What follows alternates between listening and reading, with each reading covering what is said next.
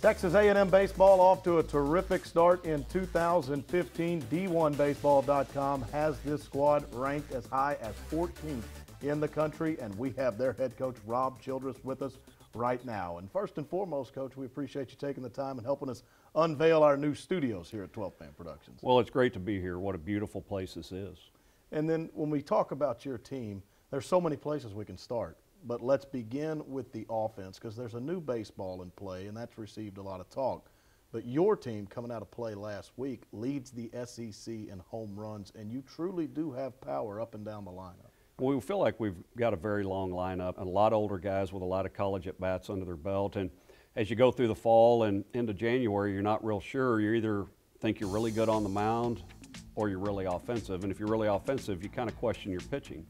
If you're not swinging the bat and scoring a lot of runs, you think you're pretty good on the mound. And, you know, we really believe that the baseball is going to impact us from an offensive standpoint, and that's held true as we've gotten into the season. One guy, he doesn't have a home run coming out of play last week, is Mitchell now, but a lot of extra base hits. Can't question the start that he's gotten off to. And is this a story of just preparation before the year carrying you in to a big beginning?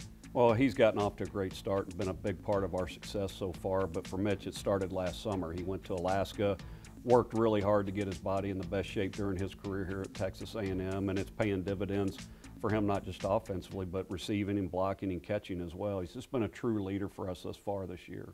And Nick Banks, can you speak to the dynamicness of him? He was one of just two players that was named All-SEC last year as a freshman, him and Logan Shore of Florida, just those two, and he's really started it pretty well in 2015. And Nick plays with an awful lot of confidence, and he had a great freshman year, had a good summer with the USA team, and has gotten off to a good start. He's just a great package of strength and speed, and when the bell rings, he loves to play, loves to compete, and you know, it's an honor to have him on our team.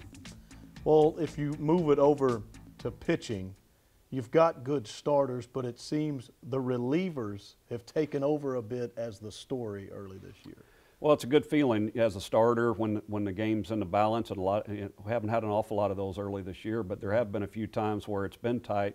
You know, we feel like AJ and Grayson and Matt Kent have given us great starts, but the guys that we've gone to in the bullpen have been better than advertised. Kyle Simons is a junior college transfer that's, you know, I think thrown 8 scoreless innings for us. And then a couple of veterans, Ty Sloatman and Andrew Vinson, have done a great job setting up 2 sophomores, and Mark Ecker and Ryan Hendricks. Those guys have been fabulous finishing games for us thus far.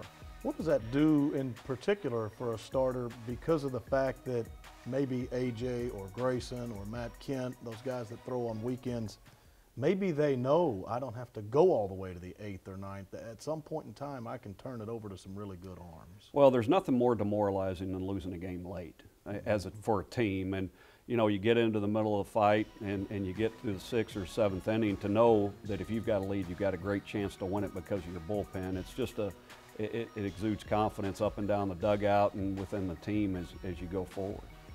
A much anticipated weekend coming up. You'll head down to Houston, Minute Maid Park. It's the Astros College Classic.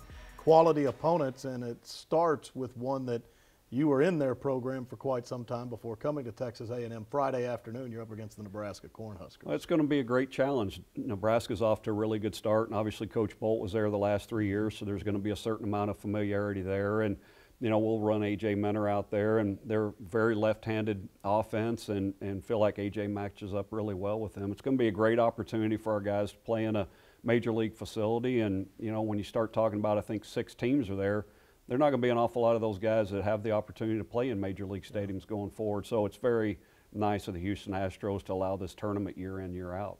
Coach, as always, we appreciate the time. Great start and best of luck down in Houston. Thanks, Will. That's Rob Childress right here on the beat. Also marked down March 13th through 15th. That's when the Aggies open Southeastern Conference play at Bluebell Park against the Auburn Tigers.